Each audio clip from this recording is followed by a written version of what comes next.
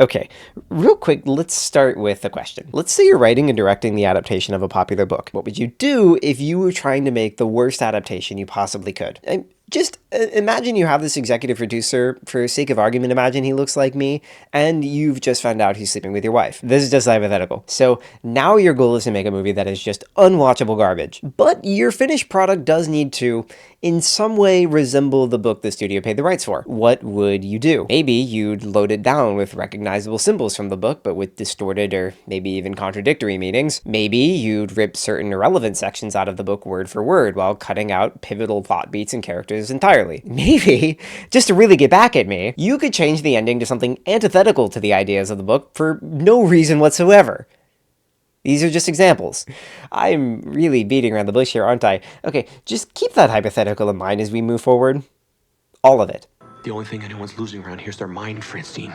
Breakfast of Champions is a 1973 novel by Kurt Vonnegut. Like most of Vonnegut's novels, it combines irreverent silliness, gut-punching profundity, and vivid social commentary that will make you, on some level, certain that humanity has always been doomed. On page 5, there's a drawing of a butthole. On the surface level, it's a story of how Dwayne Hoover, a wealthy car dealer going insane due to his wife's suicide and the emptiness of his fabulously privileged life, meets Kilgore Trout, an old, jaded, broken science fiction author whose work will, at the end of the story, finally push Dwayne over the edge into insanity. But that's just the surface. The meat of Breakfast of Champions is in the journey the two take to reach each other. Wayne moves aimlessly in and around Midland City, an icon of America's peculiar brand of low-effort excess, and Kilgore travels through those pieces of America that were torn apart in the name of it. Over the course of that journey, the book will give a full diagnosis of everything wrong with America and modern society at large, including slavery, racism, colonialism, capitalism, classism, drugs, mass media, industrialization, nationalism, and the fundamental ways in which we, as humans, are never able to adequately communicate with each other. On page 23, there's a drawing of a vagina. So,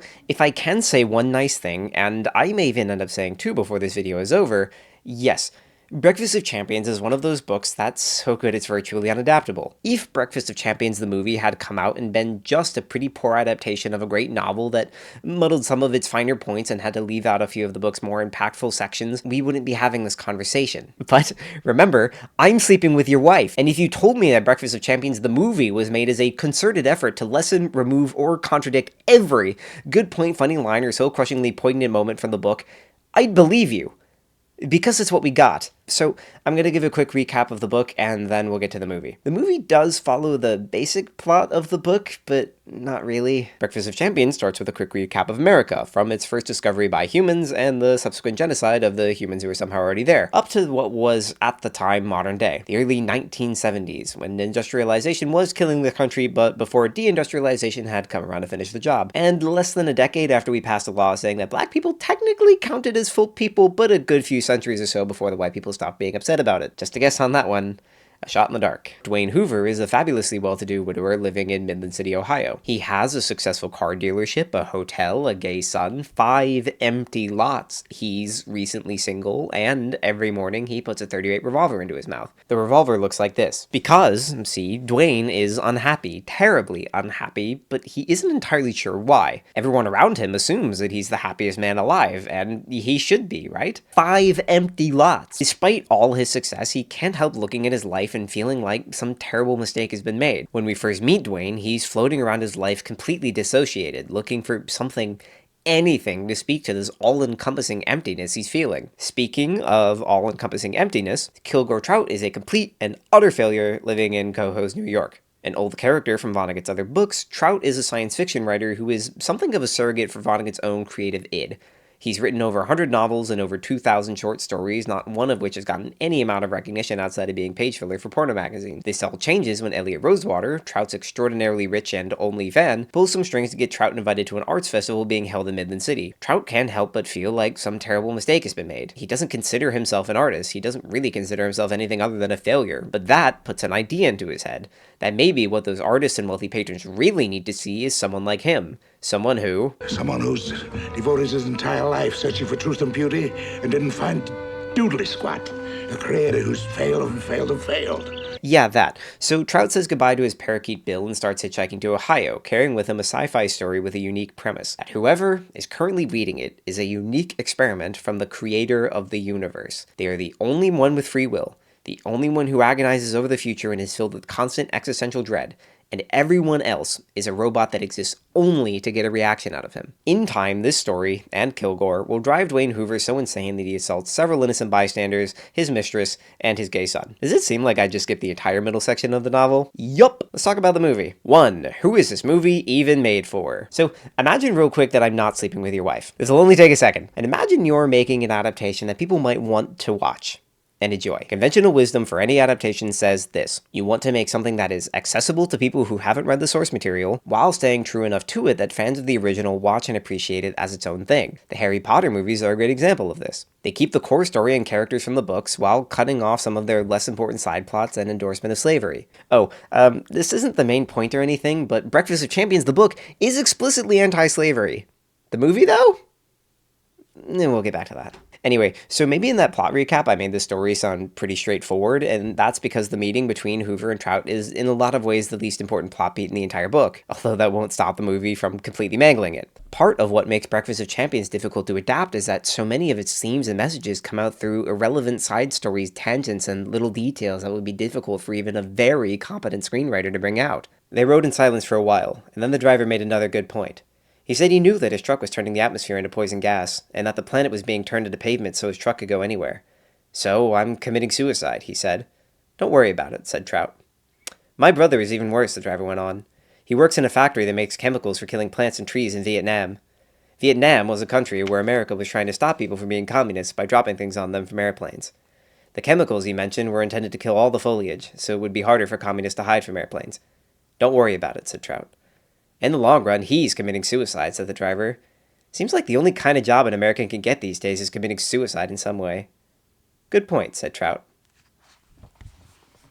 It's not in the movie. So, how should a film adaptation of Breakfast of Champions go about capturing the feeling of the book? If you were going with a conventional wisdom, you might try to eschew conventional storytelling. Make the movie based largely around dialogue and narration, observational humor, and deadpan philosophic musings.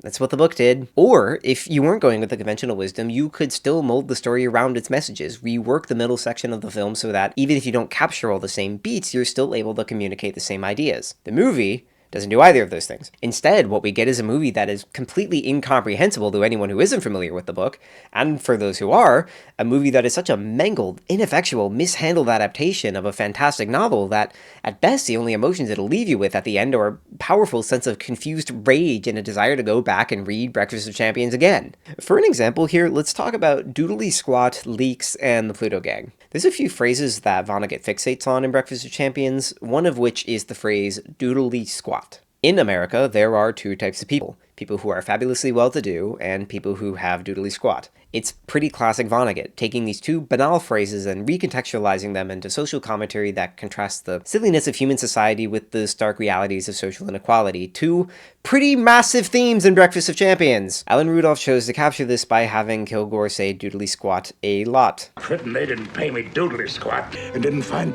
doodly squat. All I got was doodly squat.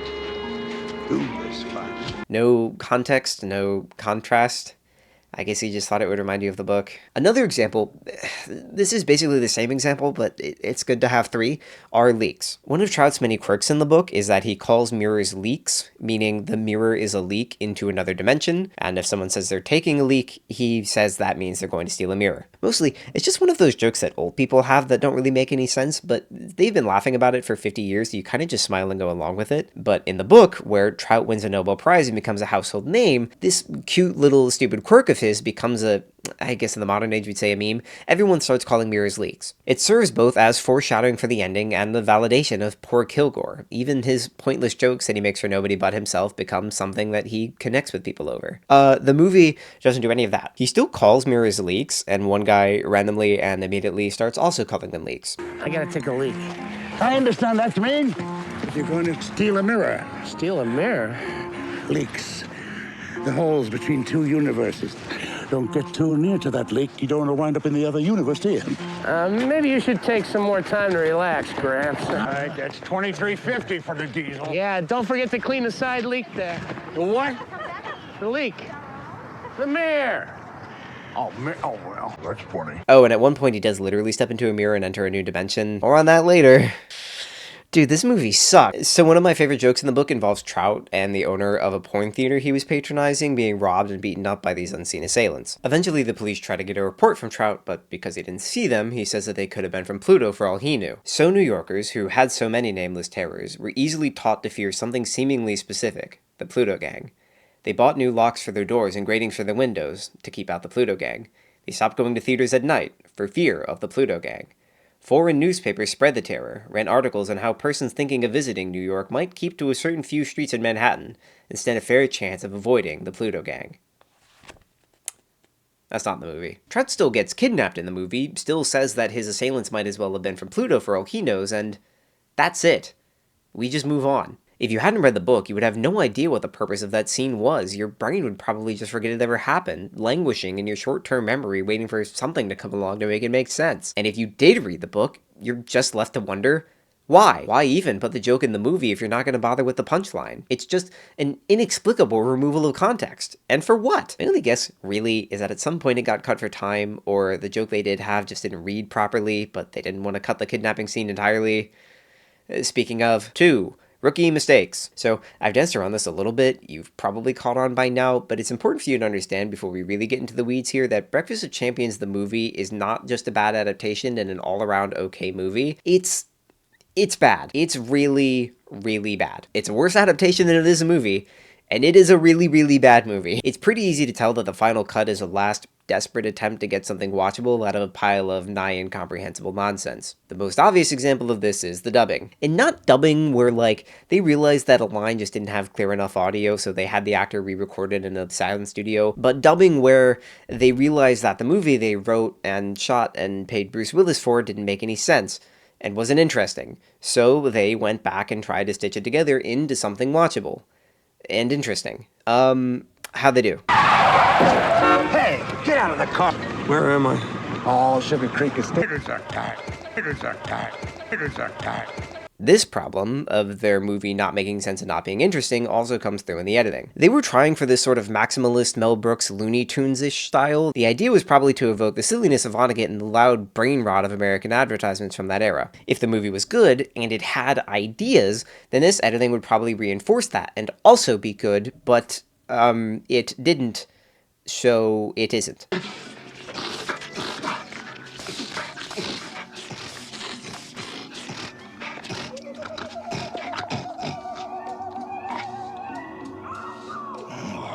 Okay, is that enough preamble? Let's get into the movie now. 3. Dwayne Hoover. So we'll separate the movie into its two halves, Dwayne and Trout, and follow each of them up to their eventual meeting, and along the way catalog just the serious, logic-defying mistakes the film makes with each of them. This will take a while. We open on Dwayne doing an advertisement for his car dealership, and this represents the brief, charitably 2-minute period where I thought this movie might end up being alright. In the book, we never really get the sense that Dwayne was debasing himself for his business. Quite the opposite, we get the sense that he's pretty milquetoast, but I think given the media environment of the 90s and for establishing the disconnect between Dwayne Hoover the figure and Dwayne Hoover the man, this is totally fine, perhaps even good. Given too, I guess, that pretty much the only cogent theme the movie gets across is TV bad, this makes sense. We also get the bit of Dwayne putting the gun in his mouth, which is very funny. And also my laptop background.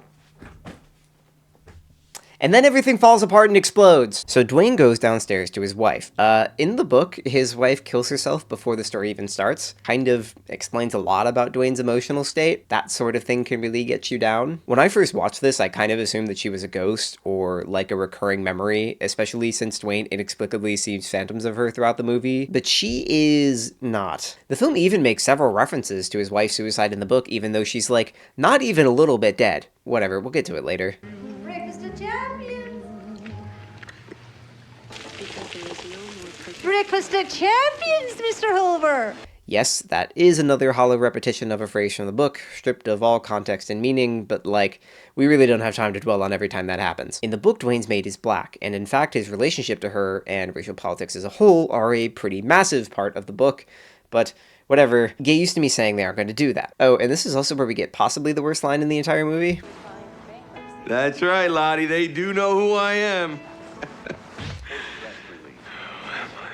It's in this first conversation with his wife that we see the disconnect between book and movie Dwayne. I guess because they needed to give his wife some personality traits that clash with Dwayne, and because TV bad, Cecilia is essentially a zombie who watches TV all day and changes the channel mid-conversation and has trouble communicating with people without the use of brands and slogans. That would be fine if it was. The thing is, in the book, that's Dwayne. Well, mostly. They turned it up to 11 because TV bad, but in the book, it's Dwayne who knows nothing other than TV slogans. He literally lulls himself to sleep listening to radio advertisements, filing away things he might want to buy later. And Goodbye Blue Monday, which the movie will still somehow run into the ground without ever giving it any actual meaning, is a slogan he remembers from childhood that comforts him like the memory of an old teddy bear. And that makes sense for his character, doesn't it? Dwayne prioritizes his business and money above everything else, and he lives a hollow existence where he can never communicate with others outside of his work. In the book, he chastises his star employee for having a name also used by a competing car company.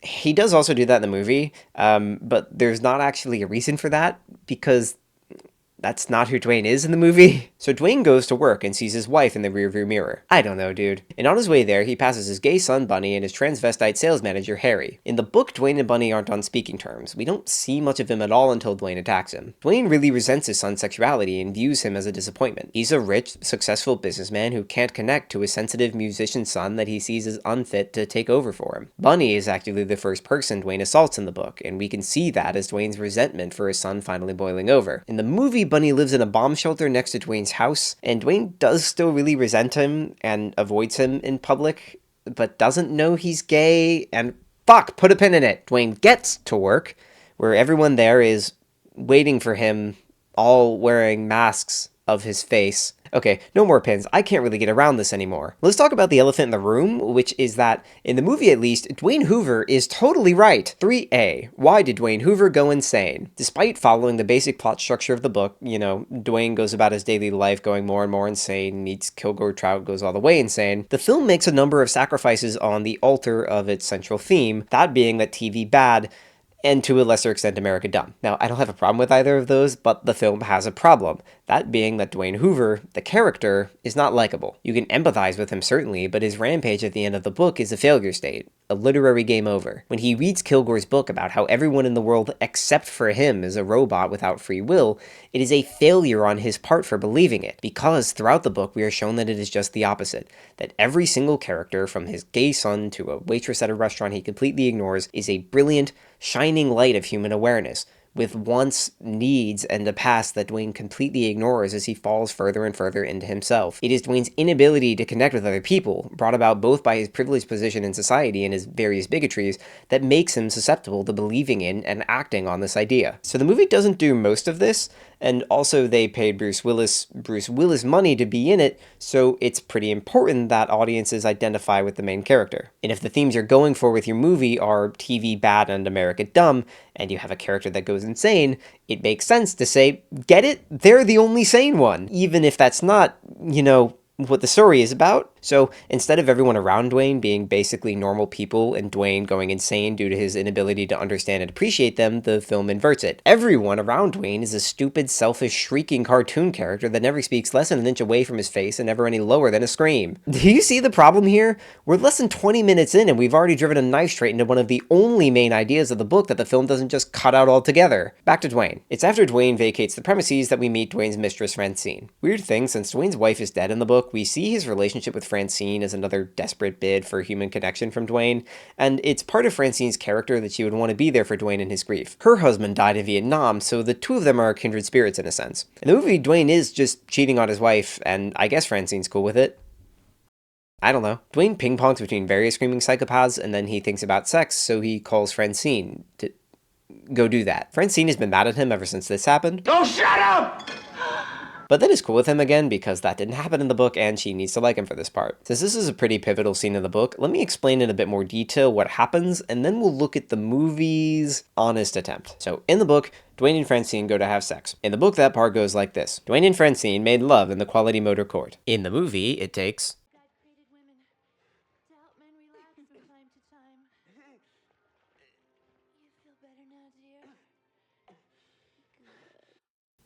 2 minutes and 30 seconds. Afterward, Francine looks out the window and sees the prison, where most of the guards are white and most of the prisoners are black. This leads her to suggest to Dwayne that it would be a great location for a Kentucky Fried Chicken, which causes Dwayne to lose his fucking mind. His simmering resentment toward women and his inability to think of things outside of money makes him think that Francine was asking him to give her a Kentucky Fried Chicken franchise. This, on top of his disgust at the idea of opening a restaurant for black people to eat at, turns Dwayne into a blistering, bigoted mess, calling all women whores, saying the N-word, the usual, eventually collapsing into Francine and begging her to just hold him for a while, which she, unselfish to a fault, does. Dwayne then explains a trip he took to a car testing facility only a few months after his wife's suicide. He fixated on the destructive testing done to cars, ramming them into each other, setting them on fire, and he wonders aloud if that's why God put him on Earth, to see how much destruction one human can take before they break. Eventually, Francine gives him the idea to go to the arts festival to try to find a new outlook on life, leading him to Kilgore Trout in his eventual violent breakdown. Despite following these beats pretty much exactly, the film does manage to mangle them in some interesting ways. First off, there's the obvious, but also we see one of the many problems that arises from the film foregoing any kind of narration or ability to look into the interiority of the characters. Just imagine watching this with no idea what happens in the book. They go to the motel, Dwayne invents what would become known decades later as slonking her shit stupid style, Francine says something pretty racist out of nowhere, and Dwayne, who up to this point has been nothing but horribly annoyed with Francine every second he's around her, is suddenly deeply wounded at this idea that she wants a KFC, and we have no idea where any of that actually came from. Dwayne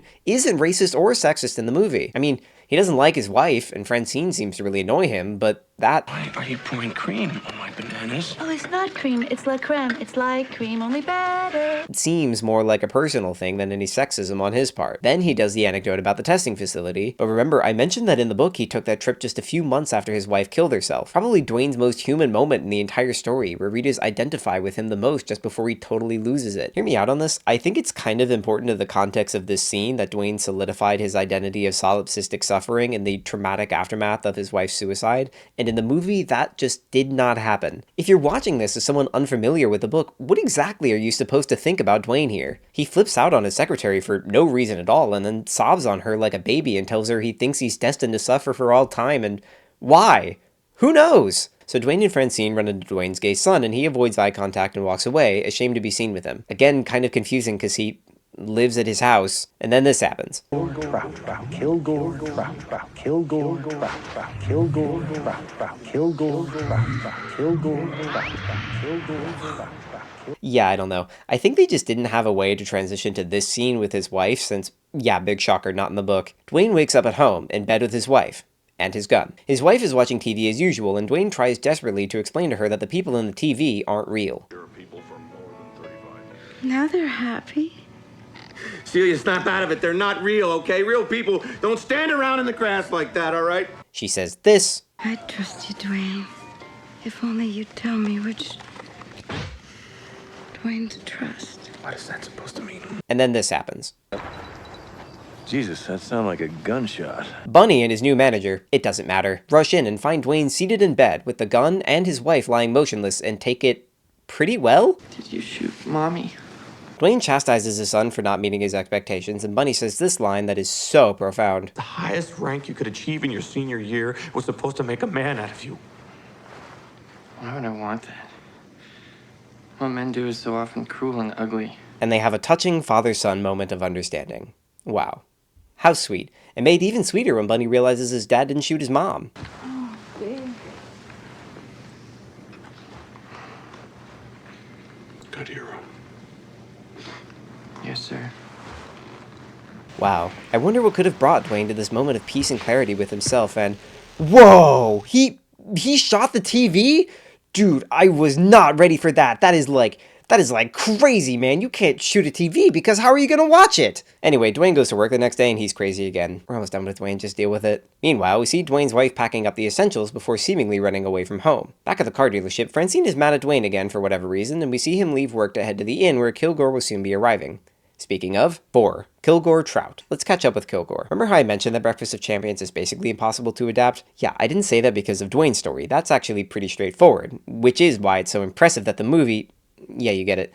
Anyway, the reason I said that is because of Kilgore. While Dwayne's story is a pretty straightforward satire of American prosperity in the latter half of the 20th century, Kilgore's story is an odyssey through the struggles and contradictions of people living in the greatest country on earth. The vast majority of it is just Kilgore talking to the people he meets on the way to Midland City. It forms a pretty powerful contrast with Dwayne as we see the two sides of the American story, the people who are fabulously well-to-do and the people without doodly squat, and see that both sides are completely miserable with no idea of what's going on or how to make their miserable lives any better. When we meet Kilgore, the film actually follows the book almost verbatim. Kilgore gets invited to the arts festival and, just like in the book, decides to go to show them Someone who's devoted his entire life searching for truth and beauty and didn't find doodly squat. that. Also, we get this line from him where he explains why it is that he writes all his stories. Can't wait till my head's as empty as the day I was born onto this damaged planet all those years ago. Empty as a child's. A very young child. That's why I wrote the stories, Bill. More on that later.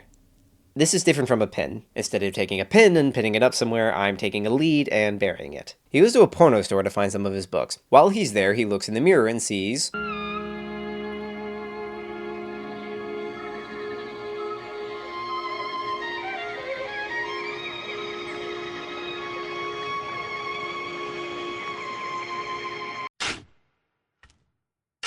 So then he catches a ride with a truck driver. Most of Kilgore's story in the book actually takes place with this truck driver. We never learn his name because Kilgore forgot it. And in the book, he basically acts as Kilgore's straight man as the two of them talk about everything under the sun. I'll say right here, if I was adapting Breakfast of Champions, it would be almost entirely Kilgore and the truck driver shooting the shit together, and it would be about 4 hours long. In the movie, he just exists to really very awkwardly fit in the leaks gag. And then he's gone!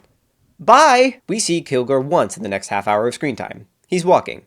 Good to know. Then he's driving down the road with an original character, and we only just now get an explanation of the story that is going to drive Dwayne crazy, alongside probably the only joke in the movie that I genuinely just love. Premise is that life's an experiment by the creator of the universe, and he wants to test a new creature that he's thinking of introducing into the scheme of things.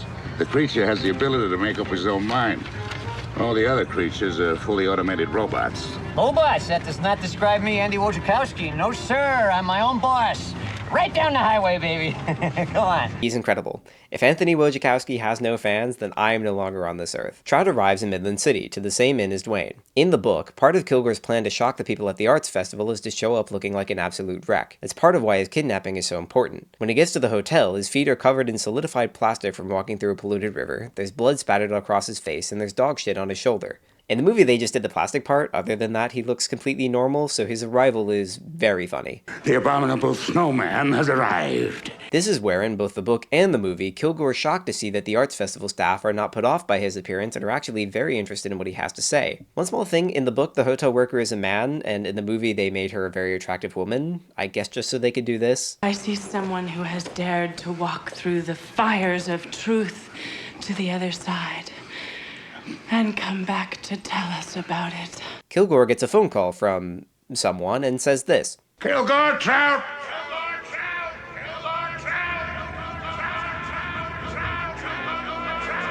All your questions will be answered tonight.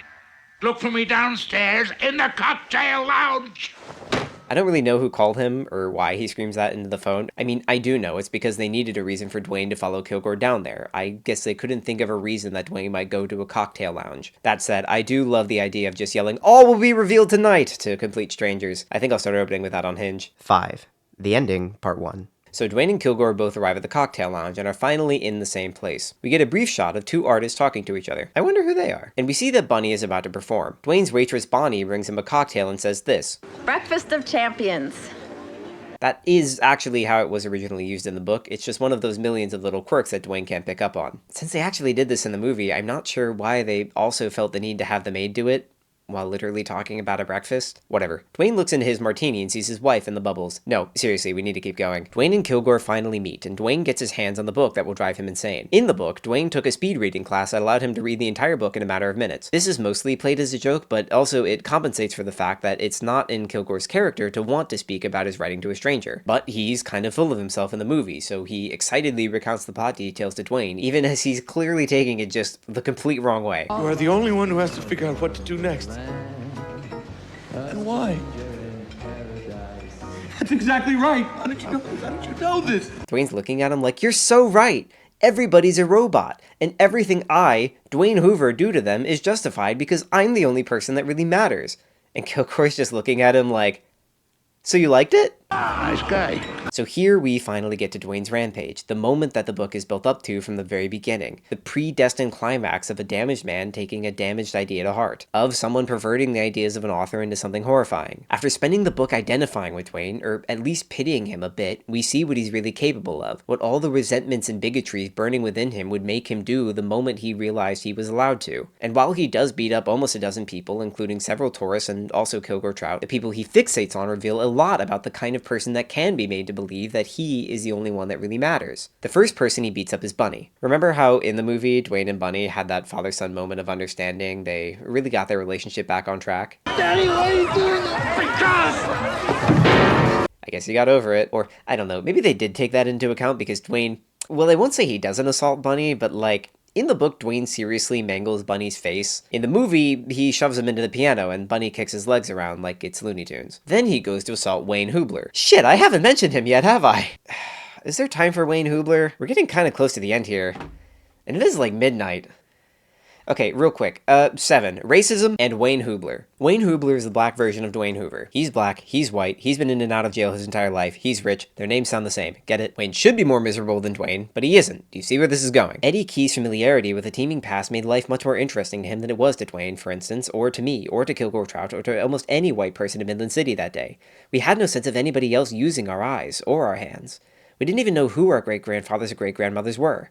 Eddie Key was afloat in a river of people who were flowing from here to there in time. Dwayne and Trout and I were pebbles at rest, not in the movie. Wayne is present throughout most of Dwayne's story and forms a pivotal contrast with him. Rich, poor, white, black, seriously, you get it. Wayne is always imagining a better, whimsical existence he calls fairyland, and despite his miserable life, he ends up being one of the only characters with a happy ending. Because when Dwayne tries to assault him, he sees the flashing lights of an airport in the night sky and he thinks he's finally found fairyland. It's a beautiful little glimpse of preserved innocence among all the misery. So, Wayne Hoobler presented a couple problems for Alan Rudolph. Problem 1. This movie is about how TV bad. Making it about racism takes away time you could be talking about how TV bad. Problem 2. Wayne Hoobler's whole thing does not translate well to screen. Why Wayne Hoobler smiling?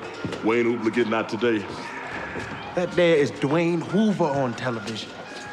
My name and his sound so much alike. You can trust Wayne. And I trust him. Can't trust nobody, Wayne Hoobler. He has basically no lines. A lot of his comedy is just about the tragedy of his existence, and he has no effect on the plot.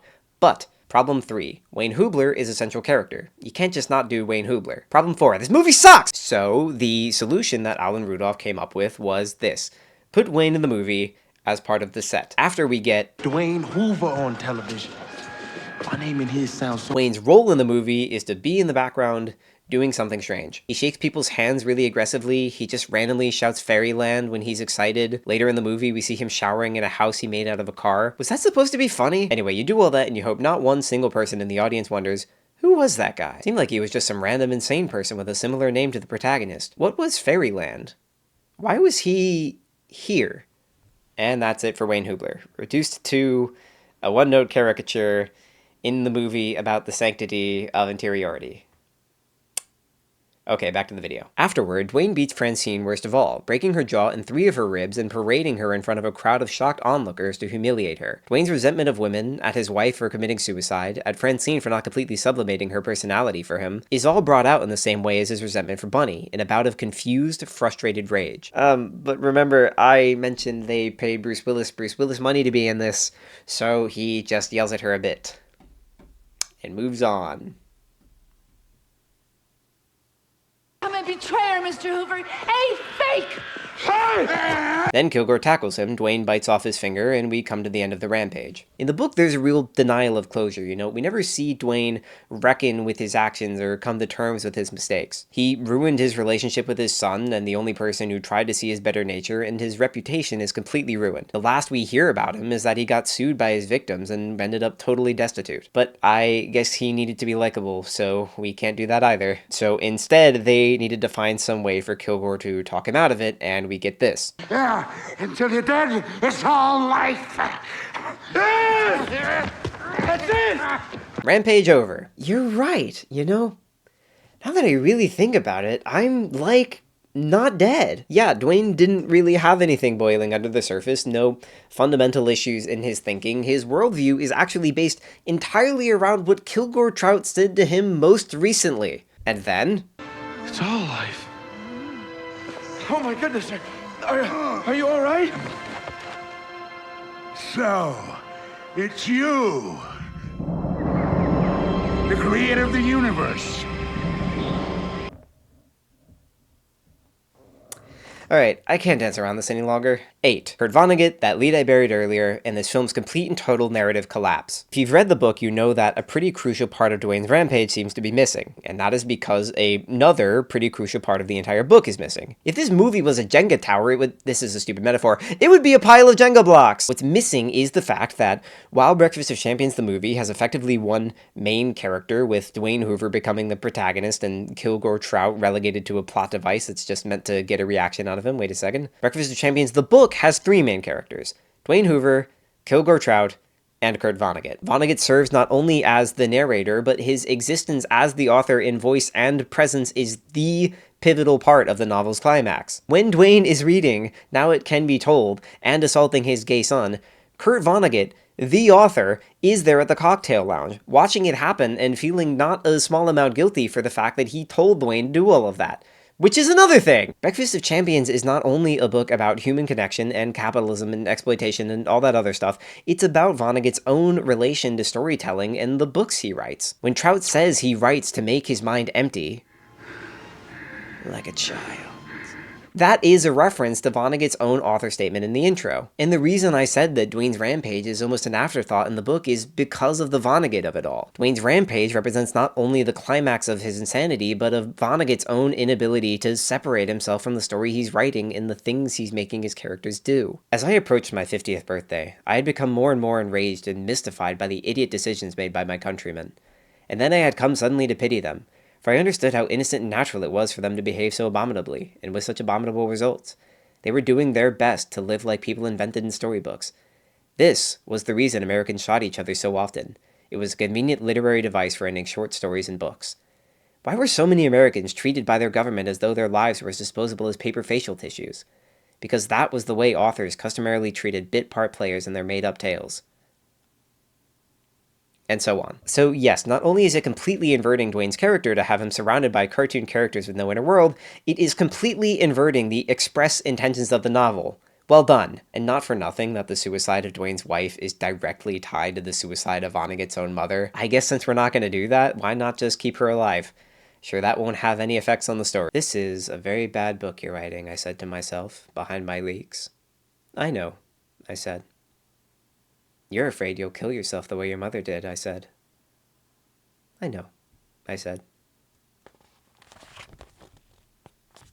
And more than that, Vonnegut represents the McLuhanist idea that the author writes the story and is changed by it. Those two artists that we get a 1-second shot of before forgetting about entirely are, in the book, massively important characters that represent, in Vonnegut's own words, the spiritual climax of the book. The man, whose name is Rabo Karabekian, is a bit of a pretentious wang who sold a painting of solid green with an orange line going through it for $50,000, and people are understandably a bit frustrated with this elitist pretender. When they confront him, we get this. And now comes the spiritual climax of this book, for it is at this point that I, the author, am suddenly transformed by what I have done so far.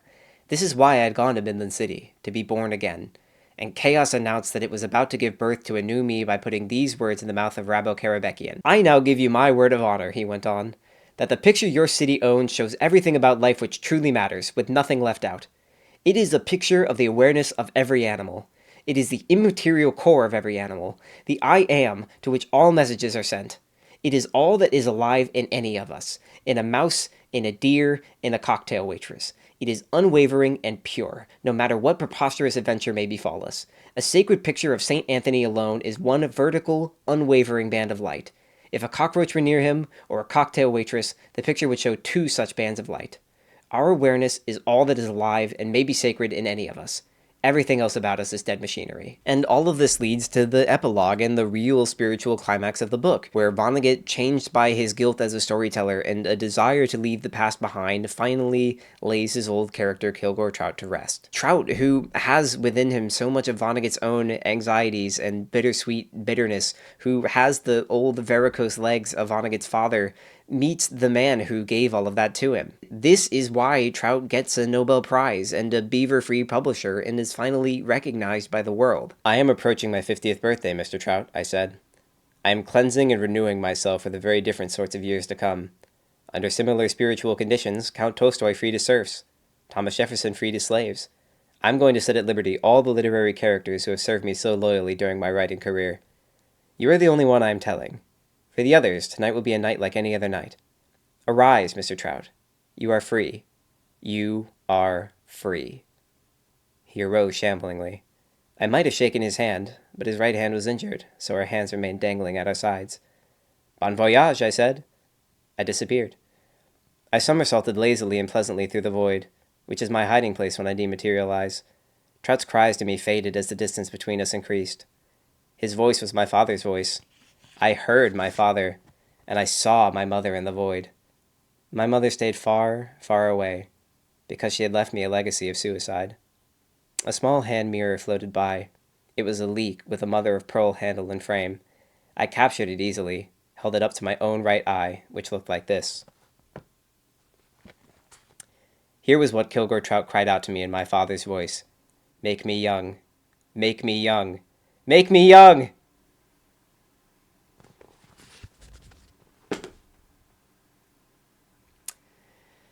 So maybe instead of just saying what is not in the movie, I should talk about what is in the movie. Nothing, no. 9. The ending, part 2. It's actually way worse than nothing. The obvious question is, how does the movie reconcile the fact that it took out one of the three, and arguably the most important main character from the novel? Basically, it does so by splitting the difference. I already showed that some of the lines from Vonnegut are given to Trout, but how does it give Kilgore an ending without any authorial input? Yeah, so Kilgore hits his head on the ground and hallucinates that Dwayne is God. So, it's you, the creator of the universe. He asks him for a Nobel Prize, and Dwayne is like, no. Get me a Nobel Prize or a reputable publisher. Sorry, I can't really. I don't think I can help you with those things, but... If you haven't read the book, what are you supposed to think is happening here? And if you have read the book, what are you supposed to think other than, why even bother doing that if you're not going to do it? And we get Dwayne's ending. He does still get arrested, but Kilgore's stupid fucking line about life completely changes his outlook and fixes his marriage, and his son forgives him for assaulting him. One big happy family. And then we have Kilgore approach a mirror, a leak, and put his hand through it. He enters the other world where he's free, like a child, and he says, Make me young. And he does. He becomes young again.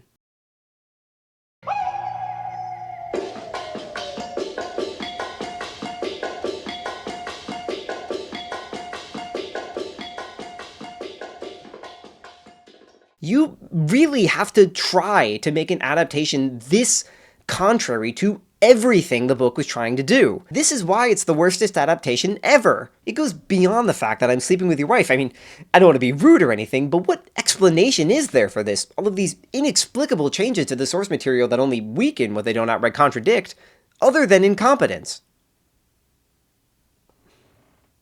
Is that the conclusion of this video? That Alan Rudolph is incompetent? That he made a bad movie?